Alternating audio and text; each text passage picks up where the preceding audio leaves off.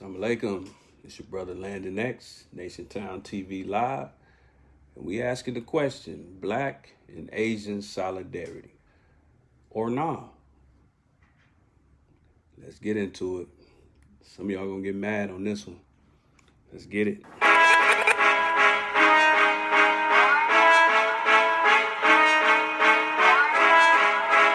I was told to deliver this message.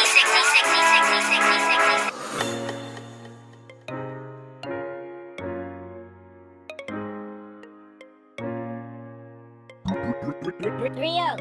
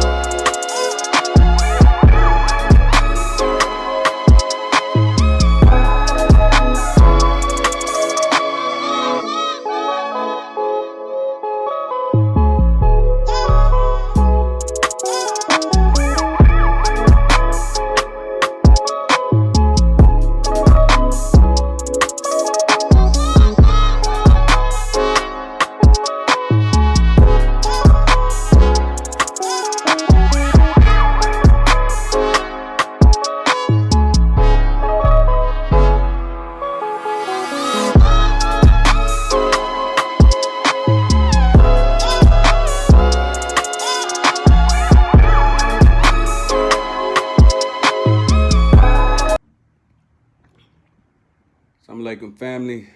It's your brother Landon X, and this is NationTownTV Live, of course, brought to you by NationTownStore.com. Shout out to everybody that's been supporting NationTown Store. I got to start saying the NationTownStore.com family, because y'all really showing that love, and we sincerely appreciate it. But this is, of course, NationTown TV Live, and we're going to get into a heavy subject. And like I said, I'm going to tell you right now, even before I open in the proper fashion, some of y'all going to be mad. Maybe a lot of y'all going to get mad. But this is a talk that we need to have. But let me start off in that proper fashion. In the name of Allah, the Beneficent, the Most Merciful, I bear witness that there is no God but Allah, who mercifully appeared to us in the person of Master W. Fard Muhammad, the long-awaited Messiah of the Christians and the Mahdi of the Muslims. I further bear witness that Muhammad is his messenger, but let me be very clear. When I say that I bear witness that Muhammad is his messenger, I'm speaking of the promised messenger of the Holy Quran when it says in 1636, 10 and 47, and then goes into even deeper detail in 14 and 4, that certainly a messenger would be raised for every nation, and that messenger would speak the language of the people that he was raised to lead to salvation. And for this nation and for this time, that messenger at minimum is the most honorable Elijah Muhammad. That's his title at minimum, but in fact, the exalted Christ. And I would know nothing of the most honorable Elijah Muhammad or Master Fard Muhammad if these two hands had not come together to put together a divine leader, teacher, and guide, Guide, a man who bridged the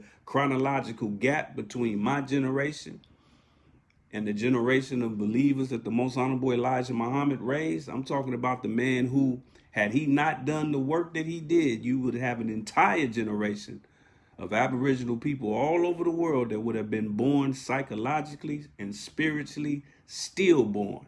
Yeah, that's real.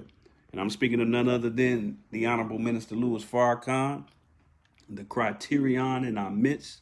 And I greet the NationTown family in the words of peace. We say it in the Arabic language of Assalamu alaikum. And as I always say, family, I don't intend to be long, but I do intend to be strong. And I got to be strong on this one because this is a contentious topic. This is a very contentious topic. But before we get into that, I want to remind you to hit us up on Cash App, $NationTown. $NationTown. And keep in mind that a percentage of all of our Cash App donations go to our Yes Ma'am program. The Yes Ma'am program is devoted to a meal and a message to those in need in the Los Angeles area now, but we're expanding. We're expanding throughout the state of California. We're going to hit up Bakersfield very soon with a push that we're doing out that way. But we provide healthy, wholesome meals for those in need in the Los Angeles area, as you can see, and we will continue to do that regardless of whether the people support or not. But it would be always more, it would always be more sufficient if we get that support. So thank you in advance. All praises due to Allah. But let's get to the topic. We're dealing with the issue of Black and Asian solidarity. Why is this even a topic right now? If you have been following the news, then you know that there have been numerous attacks on the Asian community. It started out here on the West Coast, if I'm not mistaken. There were situations where random elderly Asians were being attacked in the streets. It led to deaths. These were all cheap shots.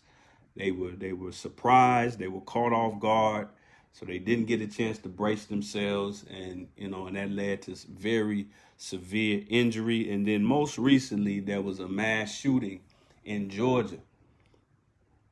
And to put it in the words of the police official that did the press conference, it seems like the Caucasian offender was just having a bad day. But keep in mind, this is all coming on the heels of a Donald Trump administration that would not allow us to talk about the coronavirus and the pandemic that has been haunting America for the last, 15 to 16 months. He wouldn't let us talk about it without pointing out and emphasizing, in his words, this was the China virus.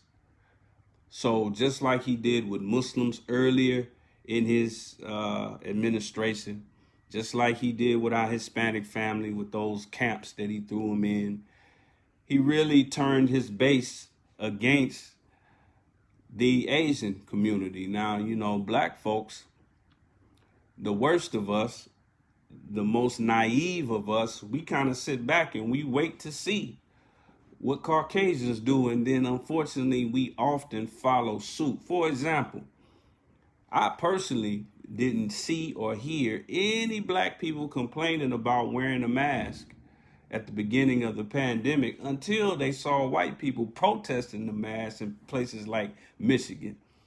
And that kind of gave us the green light. Oh, Massa got a problem with a mask. Now it's time for us to have a problem with it. Even though we put anything in our mouth, we say anything out of our mouth. And just 3 years ago, we were complaining about chemtrails, but now we got a problem with a little flimsy mask. Okay.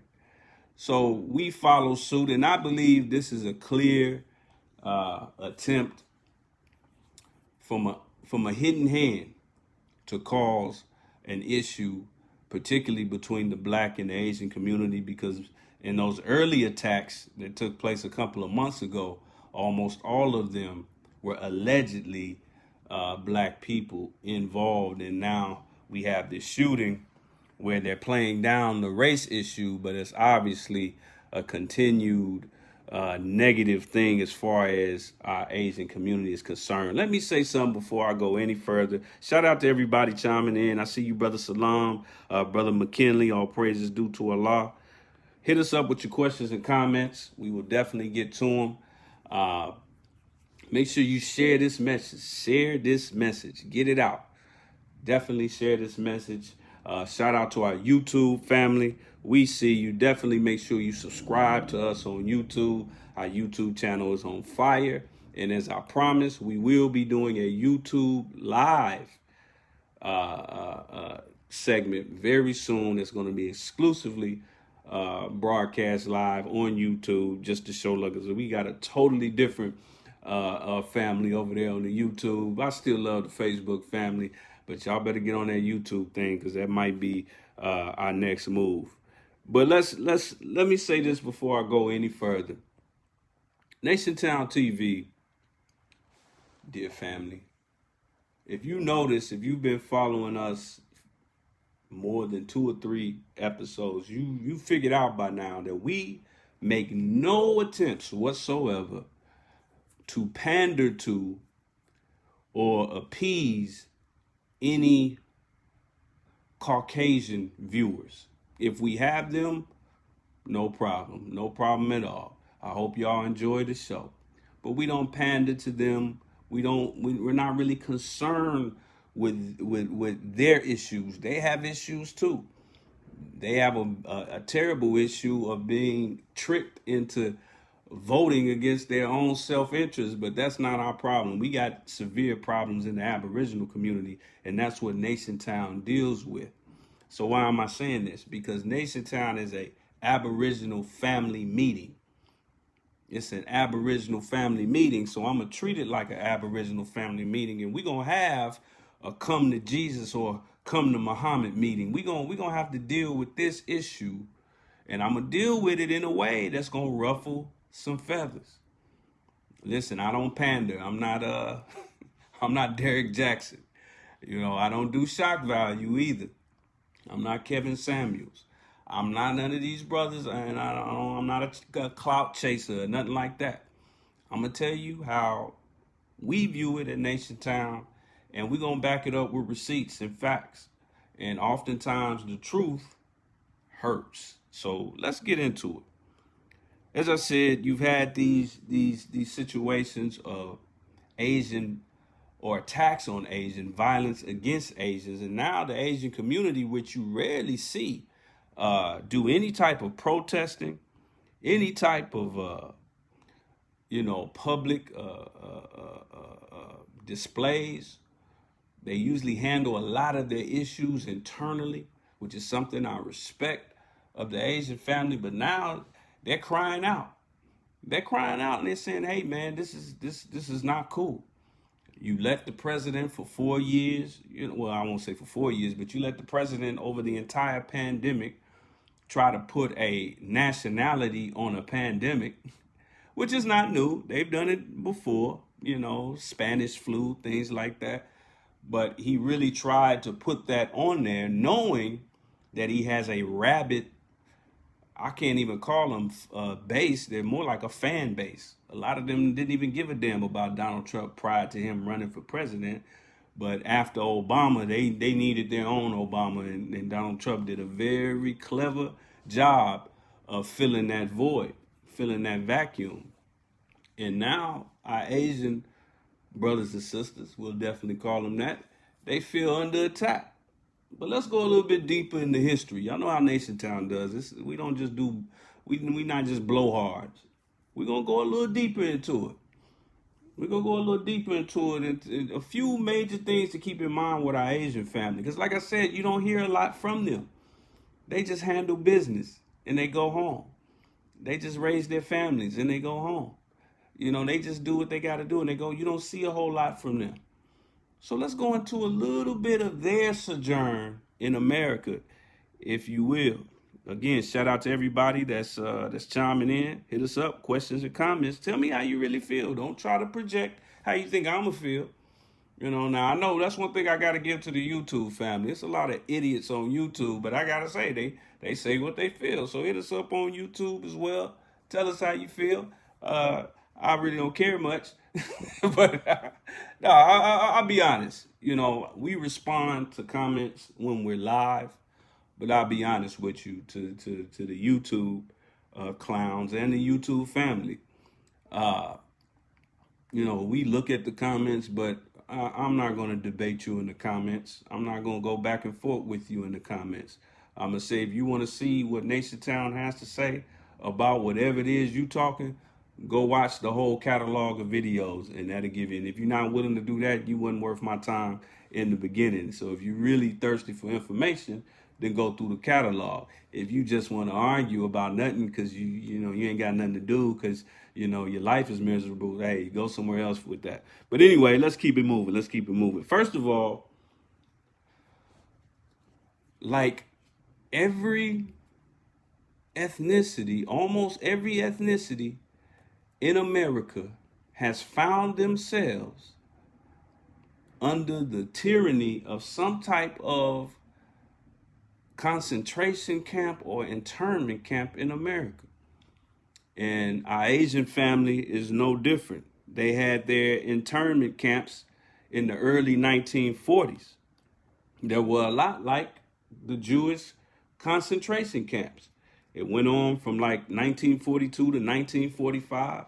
Theodore Roosevelt, he felt like every Asian person in America was a potential spy and was potentially guilty of espionage. So he said, let's round them all up. Let's keep them from buying property. Let's keep them from starting businesses. Let's keep them from doing anything worthwhile until we figure out what's going on. That sound familiar? That was kind of what Donald Trump said about Arabs and Muslims coming from foreign nations. Let's just block them out until we figure out what's going on. Man, I wish our Native American family did the exact same thing to Caucasians. But hey, the Aboriginal people, we got so much love for them, even though sometimes we don't have it for ourselves. But anyway, these internment camps were terrible. Almost 2,000 of our Asian brothers and sisters died from these internment camps. There was over 110,000 of them in these camps. Remember, they were only put in these camps simply because there was friction between America and Asian nations. This was all during the World War II time. You got to understand, the Japanese and Asians in general, the way politicians get away with talking about Arabs and Muslims, foreign Muslims, nowadays, like they were talking about them after 9/11. See, you got to understand, Japanese and Chinese, they were the insurgents, or they were the Muslims or the Arabs of the early 20th century. So everything that they're doing today to our Hispanic, so-called Hispanic family, to our Muslim Arab family, they were doing it to Japanese and Asians prior. Now, keep in mind that almost all of the railroads out here in the Western Hemisphere of America were built by Asian family. They did a job, just like our Hispanic family, so-called Hispanic family today. They did a job that a lot of white people didn't want. Now, this was in the the mid 1800s, and it was actually just before the Emancipation Proclamation. So they didn't really consider shipping too many black slaves from the deep South out to the West, because the monetary aspect of it and keeping those slaves alive and healthy enough to do this hard work was just too much for them to do back then. But if it was more logical and more affordable, they definitely would have done it. And there were some blacks who absolutely worked on the railroads during this exact same time. But for the most part, the railroad system was laid by our Asian family. They were paid 50 to 80% less than what their Caucasian co-workers did, and they always did the most dangerous jobs as it pertained to this. For example, they had to clear out entire forest regions, cutting down 1,000-year-old redwood trees, and this was during a time where they didn't have the technology that they have now. So it was a situation where it's a very dangerous. They had to go underground. They had to deal with a lot of heavy machinery that at the time was very experimental, and many of them died in the process. But this was something that a lot of us are not aware of. If you are aware of, then good. That's the whole point of this. We want to make this clear. And then the thing that always jumped out at me about Asian history in America is a particular law that was passed in 1917. I really want y'all to pay attention on this one, because there's two things about this law that was passed that really jump out and just drop kick me right in the chest. Because one, it tells you a lot about the Asian situation economically here in America today and how it got that way. Because the thing about America, you are always making a severe mistake when you look at any ethnicity that currently exists, and then you judge that ethnicity just based on what you see here in America. What do I mean by that? Well, let's start with white people. The overall consensus for Negroes when it comes to white people is that they're all sophisticated. They're all successful. They're all hard workers. They're all honest. Now, I know the NationTown family, you rolling your eyes at everything, all these superlatives that I'm throwing out there right now. But how else do you explain that it's a black goal? It's a black dream to move out of our neighborhoods, away from our own people, and then go live with them. How else do you explain that we see it as a manner or a measure of success to send our children to their schools if we didn't see them as being this morally superior, mentally superior, financially superior people? But the truth of the matter is they are all descendants of some of the poorest Irishmen that the world has ever seen, and then criminals who were casted out of the United Kingdom. That's who the forefathers were. And then you look at black people. The whole world is quick to judge the black man in America without considering our sojourn and the free labor that we provided, that this nation was built on. Then you look at our Hispanic family. You might jump to a conclusion about them. Many of them came here because they can make more money here than they could in their home nations. And as soon as they make that money, they send it back to their home nations. So we see these people, and then we jump to these conclusions. And then when you look at the Asian family, when you look at the Asian community per capita are the richest people in America. Their household median income is the highest amongst all the ethnicities in America, including Caucasians. The average Asian household brings in about $87,000 a year. That is far and wide beyond everybody else. And of course, black people, we're at the bottom of that, around $41,000 a year on average. And this law that was passed in 1917 had a lot to do with that. What law am I talking about? The law has gone under many different names. The mainstream title of this law was the Immigration Act of 1917. Immigration. That's how these devils are. They take words and they make things just sound so. Keep in mind that when we drove them into the hills and cave sides of Europe, We took everything from them except for the language. And that's why they play around with the language. And that's why it's important that we know the language. But that Immigration Act basically stipulated that Asians, particularly Chinese, were not allowed in America unless they had a certain level of education. They had to pass literacy tests. And they had to prove that they had some kind of property ownership or business ownership in their home country. Or they had to prove very clear proof of intent to do the same here in America. So unlike the Irishmen, who they're poorest and sickest, and the Italians, if you watch Godfather 2, the first 20 minutes of Godfather 2 shows you basically the sojourn of the Italian American and how they came here. The poorest, the sickest, the weakest, the dumbest were all invited with open arms. That's what it says on the Statue of Liberty at the base of it. Give us your sick, your tired, your weary, your whoop-de-woo, your woo-de-woo, whatever. But that's only talking to European nations. See, the Asians who came over in the early 20th century, they had to pass tests. You had to be of a certain education level. You had to own a certain amount of property. You had to prove that you were an entrepreneur. So the pioneers of Asian American life, they were all educated and owners. So that's why we sit back and look at them now and we say, man, they just doing it, man. What's wrong with us? And that's a fair question in many ways, and we're going to get into that. But imagine if the same thing happened with black people. Imagine slavery didn't happen, but they opened their doors to Africans and said, but only the Mansa Musas can come over here.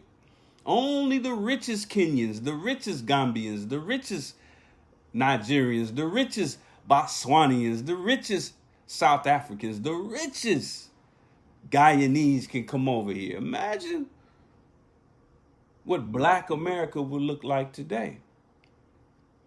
Think about it. But there's something else about this Immigration Act of 1917. Like I said, the Immigration Act is the sterilized name that they gave it, the politically correct name that they gave it. But I want you to pay attention to the modern, or to the one of the first names they gave this act. The Immigration Act of 1917 was originally known as the Asiatic Barred Zone Act. Now, those of you familiar with the teachings of the Most Honorable Elijah Muhammad and the Nation of Islam, that word Asiatic rings a bell, or at least it should. Every member of the Nation of Islam, every registered member of the Nation of Islam, it does not matter who your mama is, who your daddy is, who you know, who you think you know. If you seek to become a registered member of the Nation of Islam, you have to recite the student enrollment. The student enrollment has several questions, I believe 10 in total. Number one, who is the original man? The original man is the Asiatic black man. Now stop right there. The Asiatic black man. Why does it add? Why did Master Fard Muhammad, why did the Most Honorable Elijah Muhammad find the need to put that adjective on black men? Why didn't they just say the original man is the black man, the maker, the owner, the cream of the planet Earth, God of the universe? Why did they have to put Asiatic? What do they mean by Asiatic? Well, first of all, the entire planet Earth, its original name is Asia. It's not black folks trying to be Chinese, trying to be Japanese. The original name of this earth is Asia. And we are the original people. So how can we be anything else other than Asiatic? But then in that word Asiatic, there's a prophecy. Did you know that? There's a prophecy just in the etymology of that word. Remember what I said about the language. This is why they took this out of the name of this act. Because they see, when you cause a people to lose their memory, when you force someone to have amnesia, see, black people are victims of forced amnesia. But when you want to hide, like if you stole a child from its rightful parents, you will hide all evidence of their real parents. So they hide things in history to make sure nothing causes a light bulb to glow above our heads and say, wait a minute, that word sounds familiar. But let's look deep into the word Asia, because there's a prophecy in it. The etymology of the word Asia, rooted as far back as 1300, is actually far prior to that. Don't believe that. But Latin Asia from Greek Asia, speculated to be from Akkadian, asu, to go out and to rise.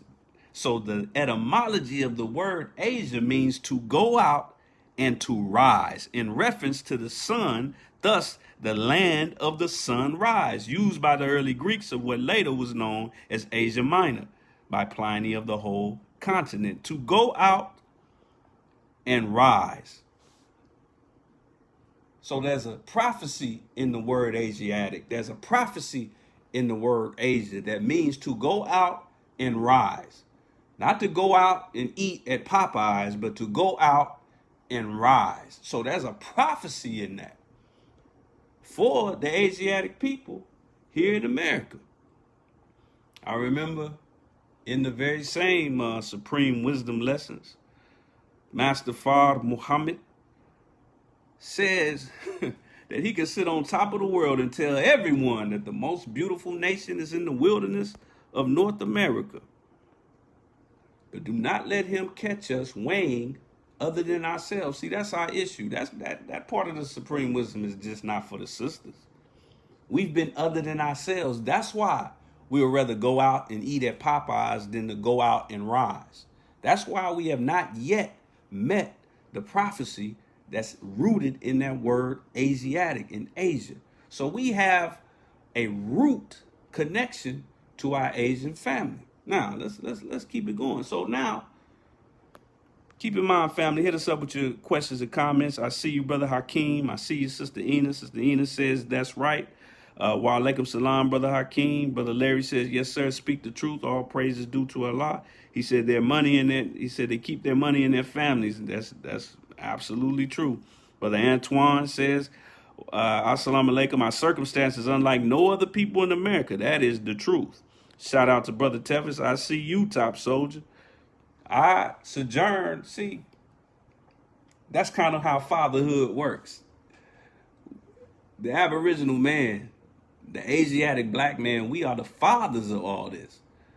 And usually your parents went through things so you didn't have to. And that's why the scripture says, honor thy mother and thy father so that your days may be long.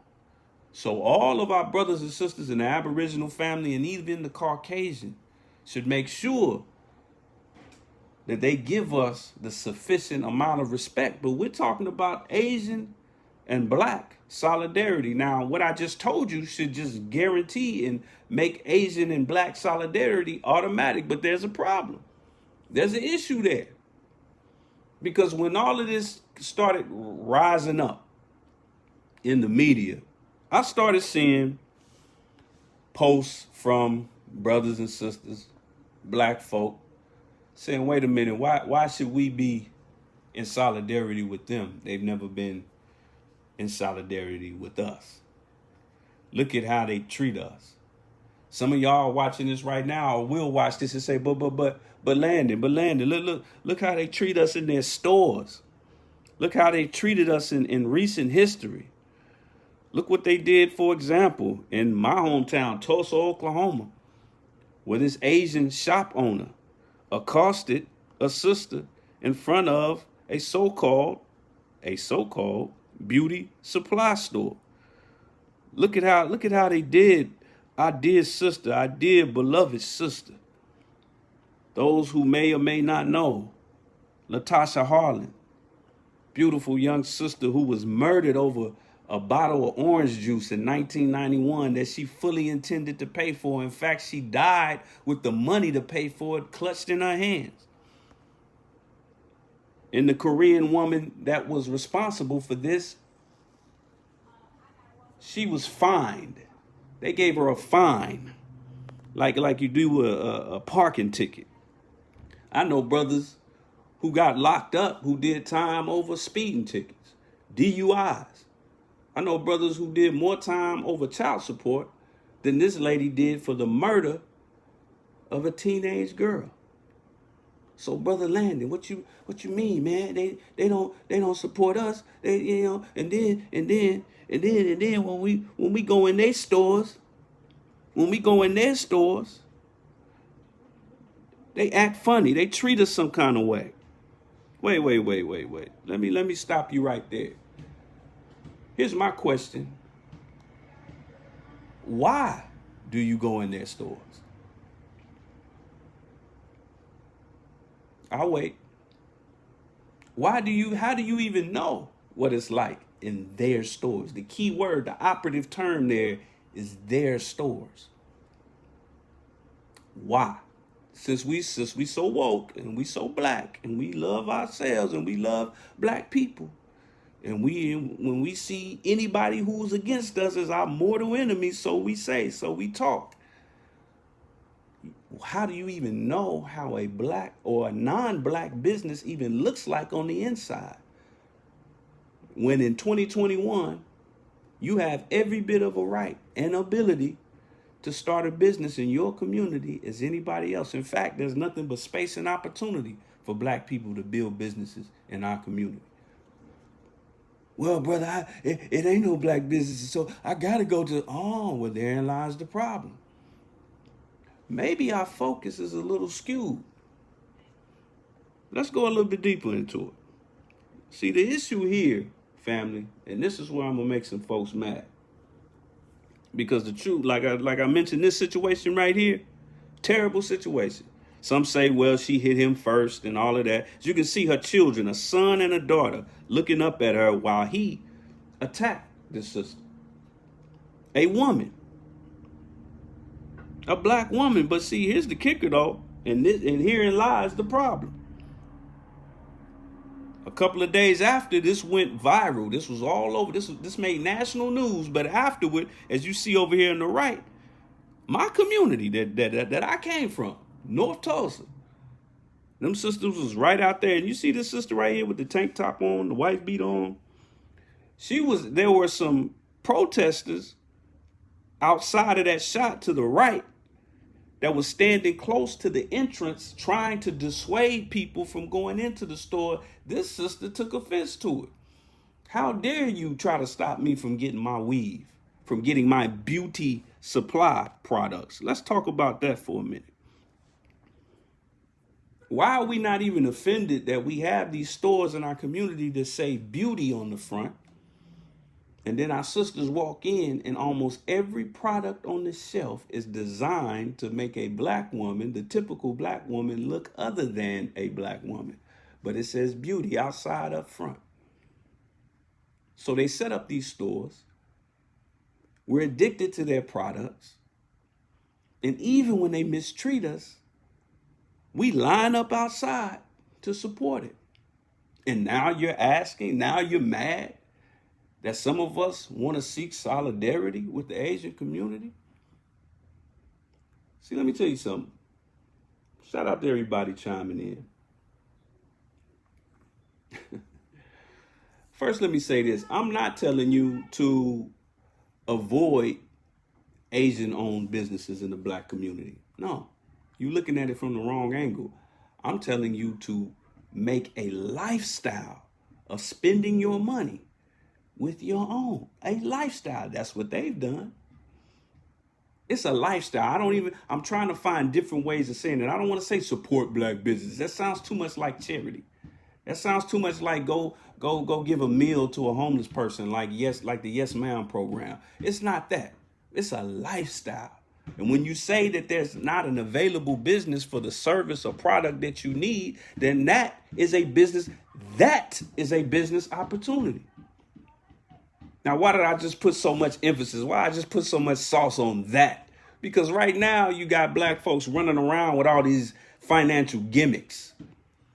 following the path of Caucasian stock market and all this foolishness. And, oh man, you know what I mean? You know, see what you got to do with your stimulus. You got to take your stimulus and smack it, flip it, and then rub it down, and then put it in some car insurance, and then take the car insurance out, and then let's cut all that out.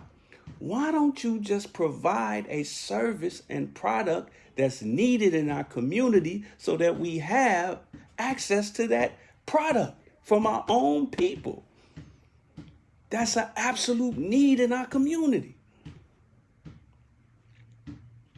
See, we got to take all the excuses away from our people when they say, oh, I would support black, but I can't find it. Or the prices ain't good. Or the customer service ain't good. See, we got to make it hard. We got to press the issue.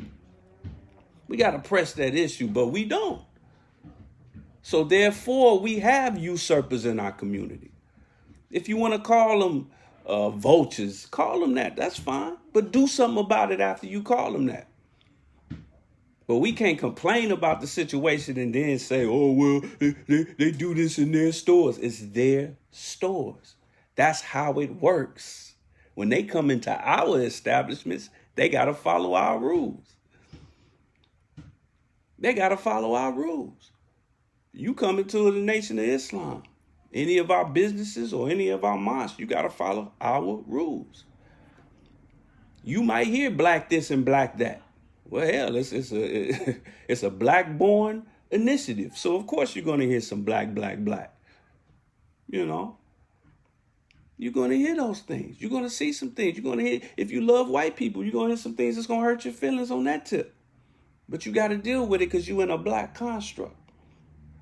That's how it works.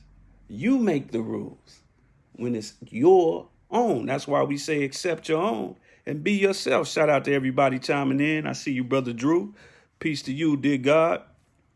Marcel X. Boyce, he said, the son of man is rising. That's right. Brother Hakeem said, we treat ourselves the same way. That's right.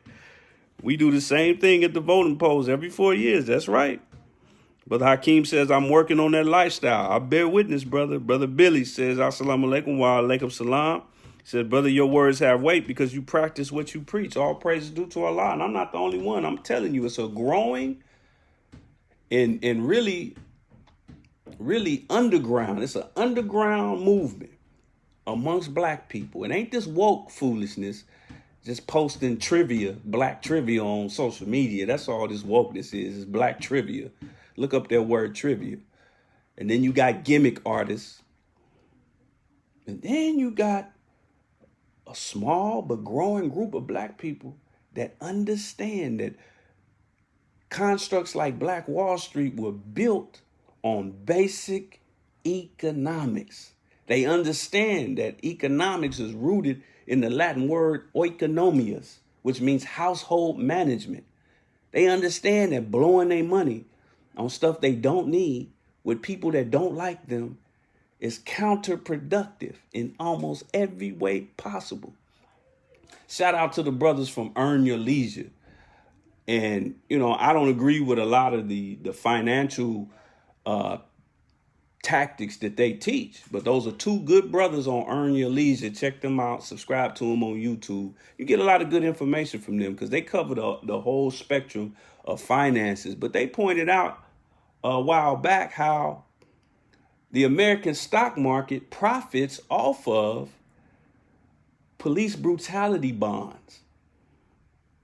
So every time somebody gets hit upside the head or shot, a brother gets hit upside the head or shot, or a sister, every time there's a Breonna Taylor, every time there's a George Floyd. See, these cities can't afford to cut these big checks. You know, George Floyd's family, I think, just got $27 million. These cities can't really afford to cut these checks. So what they do is they get insurance. And there are bonds on Wall Street. And these are commodities that Wall Street money trickles into. And overall, it helps the overall market. And they broke that down, and that was some beautiful information. But like I said, I'm not telling you to avoid Asian-owned business. I'm just telling you to provide and build and support so many black businesses that you don't even recognize them. See, go ahead and start a business in the white community. right next to open up a butcher shop across the street from a kosher Jewish butcher shop in somewhere like Santa Monica. See how many Jews come and support you. You're going to have enough problem just renting out the space. When they find out you starting a butcher shop and their cousin has one across the street, yeah, application denied. But moving along. Because here's the situation. Like I said, I'm not telling you to avoid Asian businesses. We shouldn't boycott any Aboriginal businesses. We should just do for self. Simple as that. You should not only put an emphasis on Black-owned businesses, but also community-owned businesses. As I graduate, as I go up the levels and degrees of supporting Black-owned businesses, I'm starting to look at community, because I got to be real. It's a lot of Black-owned businesses that are talking that, support your brother kind of talk, but they're really not in our communities. The people who own those brothers and sisters that own those businesses are not living in our communities. And when we support their business, they take that money and they spend it with all non-Black businesses. That's that leaky bucket that I taught on a couple of weeks ago. So that's going to be my next step. Now, that's still better than supporting your open enemy. But my next step is I'm going to make sure that the Black companies that I deal with and the Aboriginal companies that I deal with are all in our community. Because here's the thing. Black people, we are economically in critical condition. I'm going to say that again. We're economically in critical condition. And some of you may or may not know right now, my own mother is in critical condition. And she's, struggling with her own life right now. And something happens in families when a matriarch or patriarch or, just someone in the family becomes deathly ill. You notice how people in the family start just dropping everything they're doing. A sister in the family might plan to take a trip to Las Vegas on the weekend or go out and kick it with her home girls. But then she get word that her grandmother is in ICU, and she cancels that trip. And she goes to see her grandmother, sometimes even if she's in another city, in another town, another state. See, that's what we have to do economically. We just can't afford. We cannot afford to play around with our money with those who play around with us. We can't afford that. And if you do that, listen, I'm not trying to hear you when you get a little upset about somebody asking for solidarity and you don't feel like, they've returned the favor. But we're going to talk about that in a minute. But we are economically in critical condition. So you should feel ashamed. You should feel just as ashamed spending your money with your enemy or just outside of your community. It should be the same shame factor as laying up with a white girl in 2021. It should be the same shame factor. But see, that's the problem. We so weak these days mentally that there's even an argument of whether or not laying up with a white girl or laying up with a white man nullifies you from being woke. That's a question. We actually arguing over that. That's a question in 2021. But anyway, let's keep it moving. I'm gonna tell you one of the issues with us as Black people. I won't be on much longer. See, we gotta do away with, and I want you to really hear me out. We got to do away with this. What, Landon? What are you talking about? That's beautiful. I'm Black and I'm proud. Yeah. I understand. But we have to suspend Black pride. I'm going to let that marinate for a minute. I'm going to let you get mad. I'm going to let you twitch a little bit. What do I mean suspend Black pride? See, the problem with Black pride itself is just a feeling. It's just a fleeting emotion. We don't need Black pride anymore. Black pride was sufficient 40, 50 years ago when 75% of Black household had a mother and a father in it when a black man could go get a job working at a factory and not even have a high school diploma and still send his children to school. When black people, so when black women went to a beauty supply store to get Afro wigs, meaning they went to a beauty store to buy something that made them look blacker. That's real life. My own mother, she's got a photo with this big old afro from here to here. And I said, wow, Mom, I didn't know you had that much hair back then. She said, oh yeah, I did have a lot of hair, but that wasn't my hair. That was a wig. She's like, a lot of sisters wore afro wigs back then. So they went to the store to buy products to look blacker. See, that's back when black pride was sufficient. We don't need black pride now because pride is too weak. We need black maturity. We need to be mature. We have a childish understanding of black pride today that's killing us. We have a childish, we are, like the minister said, the children of Israel. Not just meaning that we are the Egyptians and the Israelites that are spoken of in the scripture. No, the minister went deeper than that. He said the modern day Israel, the modern day Pharaoh, we're like the children of him. So we have a very childlike mentality.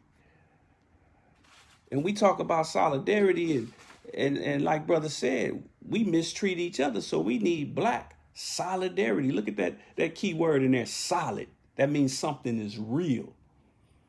We need real black power. And it ain't gonna come from nobody but us. See, in the Nation of Islam, we don't believe in a spook God. And if you don't believe in a spook God and God is up here, that nullifies and suspends your ability to believe in a spook anything under that. So if we don't believe in a spook God, we can't believe in spook black pride. What do I mean by spook black pride? Just talking it, just wearing a t-shirt, just sitting up there getting mad and being a Monday morning quarterback about the different things that's going on in our community. Acting like you love black men just when that black man is a George Floyd or a Michael Brown or a Trayvon Martin. Loving dead black men. Well, you know, white folks, they love dead black men too. So you're not that much different from a cracker if you don't love a black man unless he laid out on the ground with a bullet in his head. You no different from a KKK member if you don't love black women unless they hanging in a jail cell like Sandra Bland, or they sitting with a bullet in their body like Breonna Taylor. The biggest white supremacists love dead black people. That's their favorite kind of black people, are dead ones. So if you only show love to black people when they catch a bullet in their head, then that makes you no different from a white supremacist. Now moving along, check this out. Because true black solidarity, economic solidarity, community solidarity, erasing that mentality that success is congruent with nearness to white people, education nearness, community nearness. Erasing that would nullify the problems that you think you have with the Asian community. The Asian community would just be an afterthought for a lot of us. If we were treating each other the way we were supposed to, people would ask you about Asians and you would be like, I'm sorry, I don't really have an opinion on them. Well, what you think about their stores in our community? I don't see that many anymore. What do you think about how they look at us? I don't find myself in places where I got to look at them that much. See, that's how real solidarity works. Let's keep it moving. Now, the question that the video poses, shout out to everybody chiming in. I see you. Brother Darren says, great video, brother. All praises due to Allah. Brother Hakeem says, talk is cheap. Absolutely. Brother Larry says, we want the manifestation of your conversation. That's right. All praises due to Allah. Now, the actual topic of this video, as you can see, and let me say one last thing about black pride. You know, when I'm preparing, my videos, I pull up images so you can really see what I'm saying. So I did a Google search of black pride. And you know what came up? So not only is black pride not sufficient for us, but now when you even Google black pride, homosexual agendas pop up. See all them black gay pride? They've hijacked that word pride. And we ain't did nothing about it. And you sitting around mad at our Asian brothers and sisters. But anyway, hit us up, $ NationTown. But like I said, the topic of this is, can we have black and Asian solidarity? Now, there's a very clear answer to this question, and it might surprise you. It's a very simple and straight to the point answer that you may or may not have already known. Can we have black and Asian solidarity? Wait a minute, man. We already did. We already had black and Asian solidarity. The Asians in the Bay Area and throughout California and other places in America were shoulder to shoulder with the Black Panther Party and the Nation of Islam on an international level. But we're going to get to that in a minute. Look at this. Free Huey, Yellow Peril, supports Black Power. Oh, I ain't never seen them protesting for us. That's because you're not receiving the rewards that come with research and history. That's why the Most Honorable Elijah Muhammad, that history is best equipped to reward research. See? You had a rally of 300,000 Chinese people. These were army men at a rally in the Guiyang area in southwest China as they heartily hailed Chairman Mao's great statement. This is Mao Zedong. His great statement and resolutely support the Afro-American struggle against violent oppression. Now, what was Mao Zedong saying? What is it that they rallied 300,000 Chinese people back then? What was it that Mao Zedong was saying? This is what he was saying years ago, before almost anybody that's watching right now was even born. He said, the storm of Afro-American struggle taking place within the United States is a striking manifestation of the comprehensive political and economic crisis now gripping U.S. imperialism. It is dealing a telling blow to U.S. imperialism, which is beset with difficulties at home and abroad. The contradiction between the black masses in the United States and the U.S. ruling circles is a class contradiction. Only by overthrowing the reactionary rule of the U.S. monopoly capitalist class and destroying the colonialist and imperialist systems can the black people in the United States win complete emancipation. Man, that looked like it was written by the Most Honorable Elijah Muhammad and faxed over to Malcolm X via Western Union memo. This is what China was saying about our struggle decades ago. Did we know that? Do we understand that? So what happened? Now you got an argument if you say, well, brother, I ain't seen them supporting us lately. Okay, you might have a point there. Let me use an analogy to tell you why. How many of you, I want you to type 1 in the comments if you can relate to this. Type the number 1 in the comments if you relate to what I'm about to say. How many of you had friends when you were younger, in childhood, teenage years, that you just outgrew? You just don't kick it with them no more because they own something that you just not on no more. They own the same thing that you was on back then, and you just moved on from that. Type 1 in the comments if you bear witness to that. You had some friends that you used to kick it with, and they was your day ones. They was your, like old folks say, ace boom coons. They was your guy. They was your girl. But the last time you saw them, they were doing the same thing that you and them used to do when y'all were 14. You done moved on. You went off to school. You went and got a trade. You went and started a business. You just started a family. You got grown issues, grown folks things. You don't see the value in just sitting around getting high playing PlayStation no more, playing Super Nintendo, playing Sega Genesis like y'all used to back in the day. Just running the streets. chasing females, chasing men, whatever it is y'all used to chase. You just don't see that no more. You just ain't, you on a different stage now in your life. And then they look at you like you stuck up. Because you don't want to sit around and wallow in inactivity with them anymore. How many of y'all can relate to that?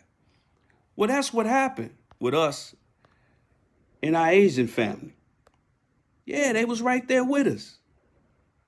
They were right there with us.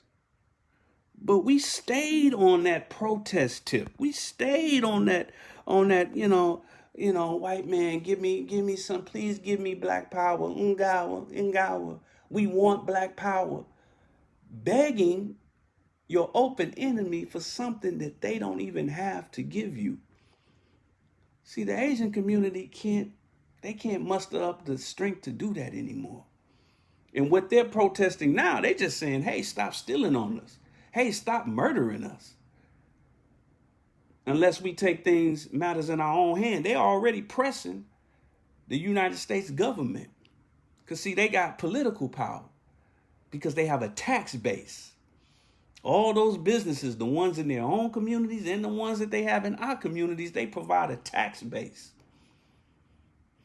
So now there's already legislation being proposed and passed on the local and national, federal level in support of what they're doing. Not just because government just choose them over us.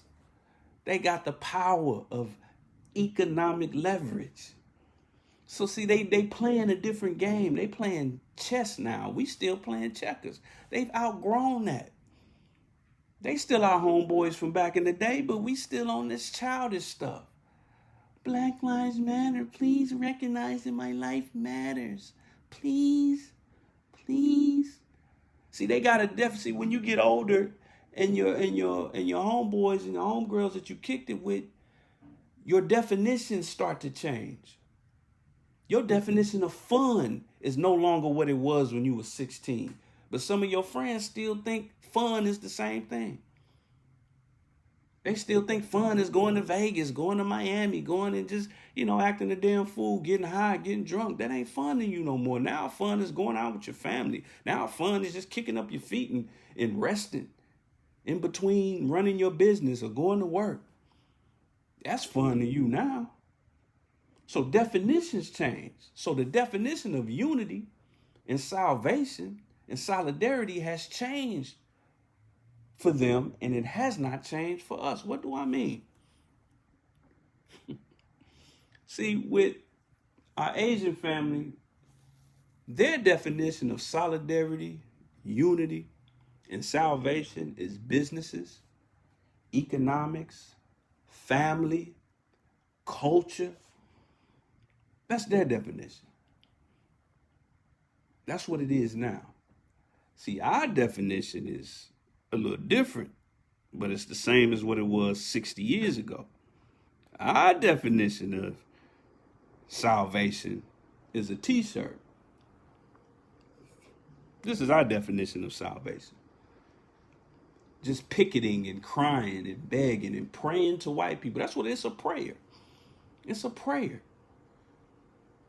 That's what you're doing when you pray, whether you're Christian, Muslim, Jew. When you pray, you submit to God and you ask him sincerely for something that you know that only he can provide. And that's what we do when we leapfrog over God and we run straight to City Hall with a picket sign. You're saying, white man, you're my God. So I got a t-shirt reflecting what I'm praying for. And then notice how I mentioned that salvation for our Asian family is family. And while this brother got on a Black Lives Matter t-shirt, the Black Lives Matter organization had a page on their website, just like the Muslims have what the Muslims believe. They had a what we believe page where they admitted that they were directly committed to the disruption of the Western nuclear family, a family structure in the black community that's already disrupted, that's already destroyed. Only 30% of our households have two parents in it. Education messed up. Economics messed up. Family just all busted up. And they came in and said, oh, it ain't busted up enough. So they want us to be 100% tied to this white man's system and relying on his system. You see how the difference, see how we've outgrown, how we've grown apart? You can't go into the Asian community and tell them that family don't matter. That family could be anything. You can go get a dog and he can be your brother. See, you can't tell that to an Asian. You can't do that. You can't tell them, no, don't take care of your mama. No, don't take care of your family. Don't take care of your brother. That's old school. That's nuclear family. Nah, we on some new stuff now. You can't tell that to them. So what's the real issue? Before we get out of here, let's deal with it. Come on now, we having a family meeting. Shout out to everybody chiming in. We're going to deal with what the real issue is. All praises due to Allah. Brother Hakeem said beggars. Exactly. Straight beggars. See, we've grown apart. Come on, man. They come from us. We're the Asiatic black man. And we had a common enemy. We had a common enemy and we embraced that.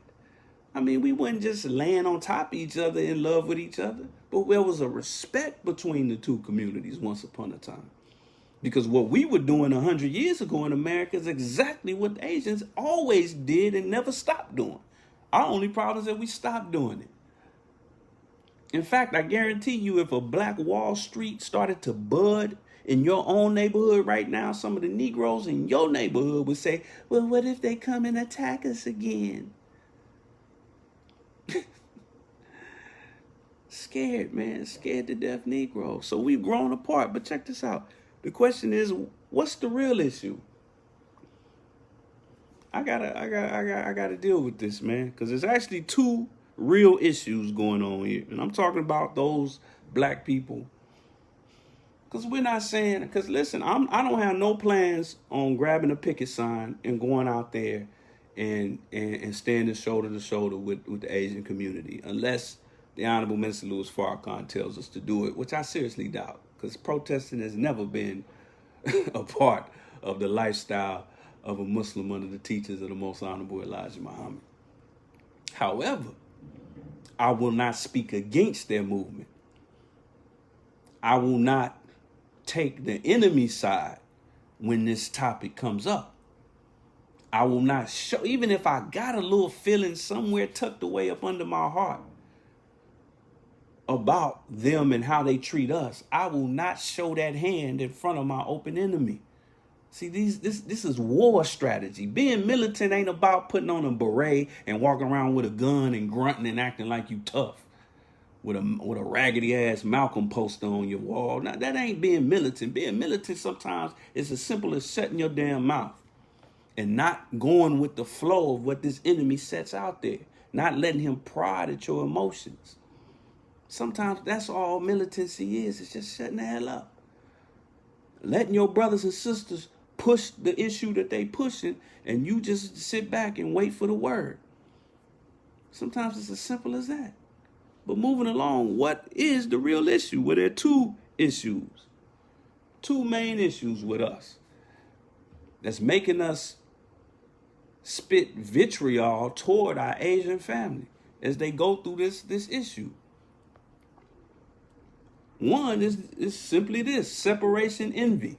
The Most Honorable Elijah Muhammad and the Honorable Minister Louis Farrakhan and Master Father Muhammad, God in person himself, has been imploring us for 100 years almost to separate from this enemy.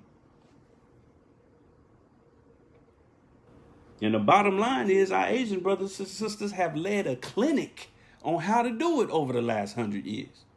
They have put on a clinic. You ever seen a cold basketball player just crossing everybody up on the court, just breaking everybody's ankles? The way Jordan used to play, Allen Iverson in his prime, just putting on a clinic. That's how the Asian family is doing when it comes to separation. And some of us are envious of that. Some of us know that they're doing exactly what the Most Honorable Elijah Muhammad told us to do. But instead, we just sitting around backbiting each other, hating on each other, and can't take our mouths out of their restaurants, can't take our pocketbooks out of their stores. So, you know, when you see other people doing something that you know you should be doing, you get mad at them because they highlighting the fact that you ain't doing what you know you're supposed to be doing. See, because we can't, see, here's the thing, family. It's real hard to argue with your own self-accusing spirit. You will lose that debate every time. Because not only is that your self-accusing spirit, but it's a spirit that's God himself. You ain't going to win that debate. You ain't going to win that argument. So what you do is you sit back and your demons get irritated by other people's actions. They doing something that you know is right. You know is good. But it's shining a bright police floodlight on the fact that you ain't doing it. So that's one reason. Let me give you another reason. I touched on it earlier, and I'm going to say it again. The neglected child syndrome. See, this explains why we have issue with not only our Asian family, but really every other ethnicity. This is why we sound just like rednecks when we get to talking negative about our so-called brown brothers, Hispanic brothers and sisters. Man, they taking all our jobs, man. I had to check a brother one time who was a guest. He wasn't a believer. He claimed he was a Pride of 75 believer. But he had a problem when he came to the mosque and he saw a Hispanic brother on check post. And so we checked him. And I pulled his card. I said, how could you have been a Pride of 75 believer out here on the West Coast when the Nation of Islam had an all Hispanic mosque prior to 75? Did you know that? All Hispanic. The minister, captain, believers, everybody was Hispanic. It wasn't no segregation. It was just in East LA. It was in an all Hispanic neighborhood. It was a study group. It was a temple that was in an all Hispanic neighborhood. So they had all Hispanic guests and believers. But you had a problem with seeing a Hispanic brother. See, when you have the mentality of a child, you always want to be the favorite child. See, you don't feel good when your brother come home with straight A's on his report card if you feel that you want to compete with them. You don't like that. You want to be the favorite child. You the one sitting back waiting on reparations. Please, please, please. That you ain't going to do nothing but give right back to them. Even if they give us land, some of y'all, as soon as you get that land, you're going to take out so many equity loans that within a couple of years, all that money going to be right back in the hands of Wells Fargo overnight. So we feel like the neglected child. So we like, what about ours? That's why everybody gets so, they doing all this for gay people. They doing all this for Asian people. They doing all of this. And they doing that. You know why? Because all those people that they doing something for, those are people that are really not even pushing that hard for it. But they have unity and they have a tax base that forces the hand of the government to give them whatever they even suggest. Asians can kick their feet up and say, you know what, it would be nice if we got like $10 million to fund our own police force. And then that money will drop out the sky. And there's hardly any Asians in Congress or the Senate. Asians, they almost completely forego the political process. Did you know that? But they can get anything they want out of it. It's almost like how a rich person, their credit can get so good that they can go and get finance for anything. They just don't, because they really don't need to. All praises are due to Allah. So these are the two real reasons. And then last but not least, well, almost last but not least, family, if you feel that way about our Asian family, then keep that same energy with your enemy. If the way you feel Asians treat us, and let's not do what the Caucasian does. Let's not lump a whole group of people because of, hell, black people will be the first to tell you how other black people have hurt them in the past. That's because we operating with a white mind. But if you really feel that way about Asians, if you really feel, they mistreat us, they do this, they do that, they get all the perks, they get all the legislation, we don't get nothing, daddy don't give us nothing. If that's how you feel, then why don't you have that same energy with your enemy? Why don't you cancel or reject his causes, his campaigns? You're probably thinking, well, what have white people been protesting? I'm not talking about they on another level with their causes. You know, every 4 years they got something called an election. That's their causes. And there you are, the front of the line. Every time you drive down the street, they got billboards, advertising stuff, junk food that'll kill you, lifestyles that'll kill you, that'll destroy your family. And there you are, right in front of the line. You say you don't like white people. You say you don't like white supremacy. You say you don't like Asian people.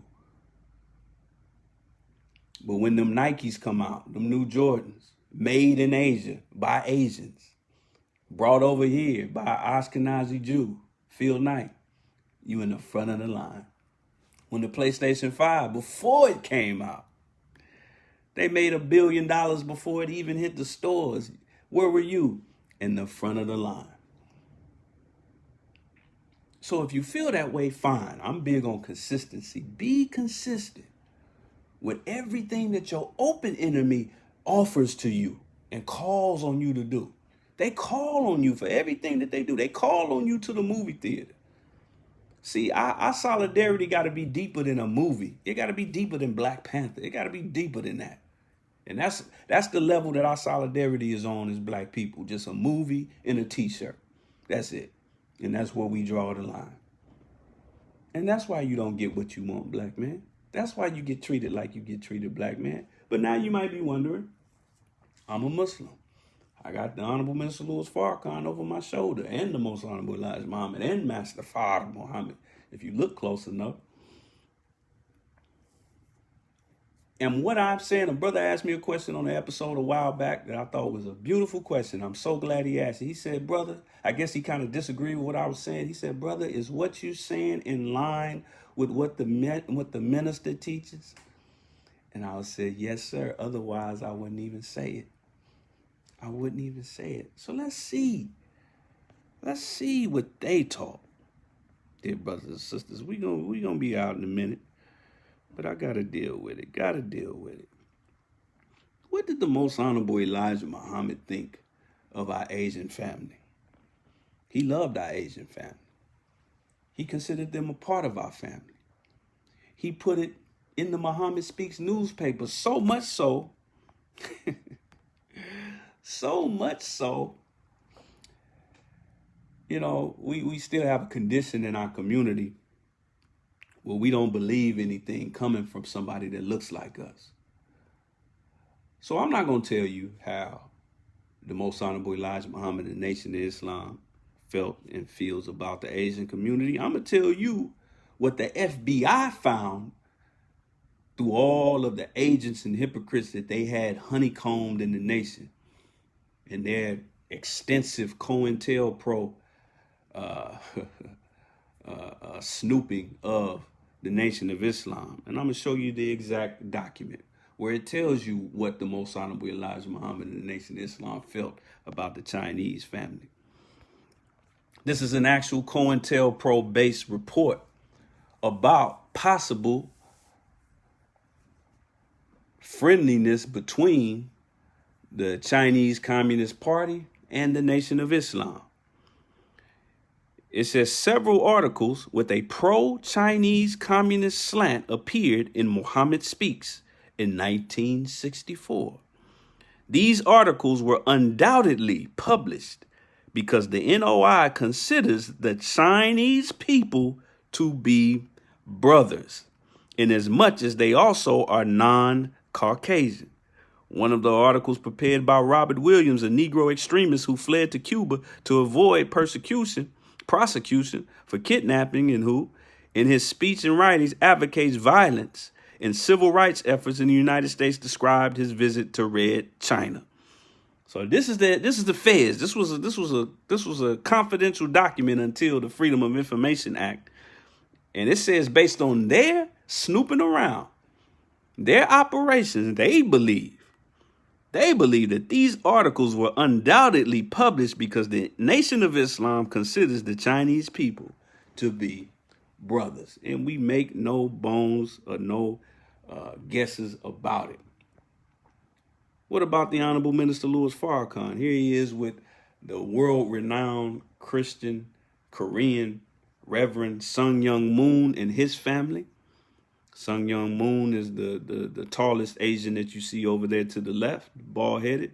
And of course, that's the minister and his gallant and lovely wife, Mother Khadijah Farrakhan Muhammad.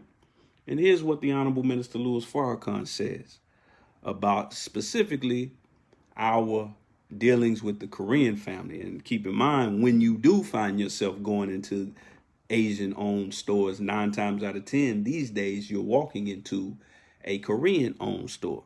This is what the minister says. He says, blacks in America who are consumers but are not producers of their own needs can learn much from the example of thrift, and discipline among the Korean people. Minister Farrakhan said, at the same time, the Koreans don't understand why we are not as productive and civilized a people as you are. So you don't have respect for us because we have not earned that respect. In the black community where Korean merchants have made success for themselves by supplying some of the products and services needed by black consumers, there's friction because of different cultures and ways of life. Unfortunately, it has caused loss of life on both sides, Minister Farrakhan said. How do we end it? Well, here I am. I'm here in Korea. He visited Korea. I have a relationship with my Korean brothers and sisters. For those of you who know, Sung Young Moon also visited Mas Mariam on a couple of occasions. How can we translate that into a behavior that will make Koreans and blacks work together for the common good? And let me say this, brothers and sisters. Like the minister said, we can learn a lot from our Asian brothers and sisters. In fact, just the reality of Asian-owned businesses in our community proves, along with Arab-owned businesses, it proves that there's money in our community. Otherwise, why else would they be in our community? Arabs can open up shop in white communities. They do. They got Arab-owned gas stations and convenience stores in the white community. You know, gas stations are not really a industry that Caucasian families are interested in anymore.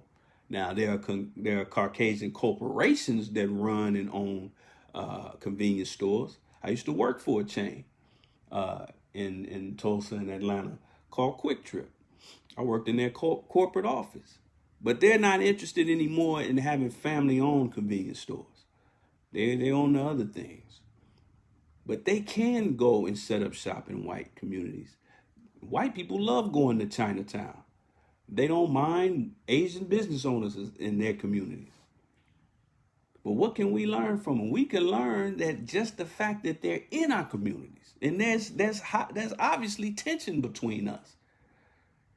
You mean to tell me this 80-pound Korean lady is willing to get up every day in her comfortable community, drive 30, 40 minutes into our community, sit behind this thick bulletproof glass under the threat of being robbed, being disrespected, her having to disrespect or feeling like she has to disrespect us, arguing? There's obviously a translation issue. There's a linguistic issue. You know, they don't always speak the best English, and neither do we, and we damn sure don't speak Korean or Mandarin or Chinese. But they go through all of that and still open up shop in our communities. You know what that proves? That proves there's money in our communities. Money that for some reason we're not getting. So we just don't deserve. No disrespect to the memory of Latasha Harlins. What happened to her was absolutely grievous and absolutely terrible. And that woman should still be rotting in prison for what she did. Make no mistake about it. But you know what really bothers me is that that little sister had to walk into a Korean-owned store to get a bottle of orange juice in a community that's 75%, really 90% Aboriginal, Black and Hispanic. 95%, especially back then. That's the real tragedy of that. Aside from the fact that she was murdered, I'm not taking anything from the injustice of her being murdered and her murderer only paying like a $300 fine and going home. But it's just the fact that she had to do that. She had to do that. She couldn't say, you know what, I'm not even going into this store. I'm going to go to my auntie's store around just right across the street. Forget her.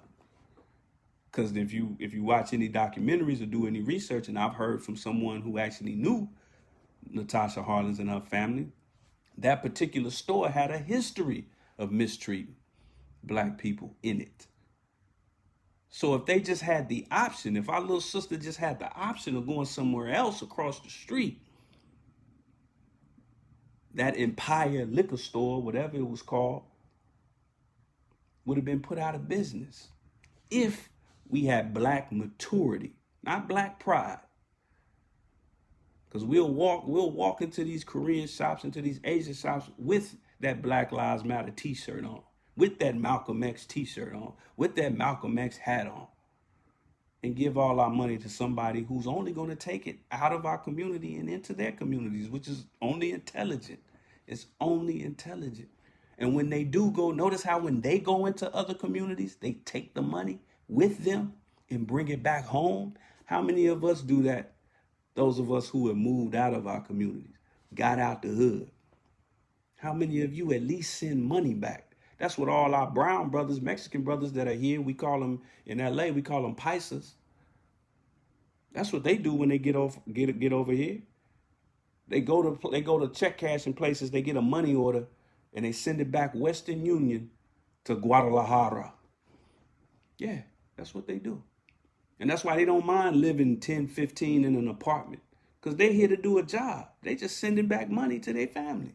They just here to do a job. They don't mind. That's, it's like a college mentality. You go to college, the dorm rooms, you got a roommate, the dorm rooms are small, you don't mind doing that for 3 or 4 years, so you can go get a good job and live in whatever kind of place you want to live. That's the mentality they come here with. We just doing time so we can send it back to our families. When are we going to get that mentality? When we get that mentality, we won't be offended by anybody asking for our hand in solidarity. And then that way we can catch up to our old friend, the Asian community. But right now we've outgrown each other. But with that said, thank you all for watching. I see y'all.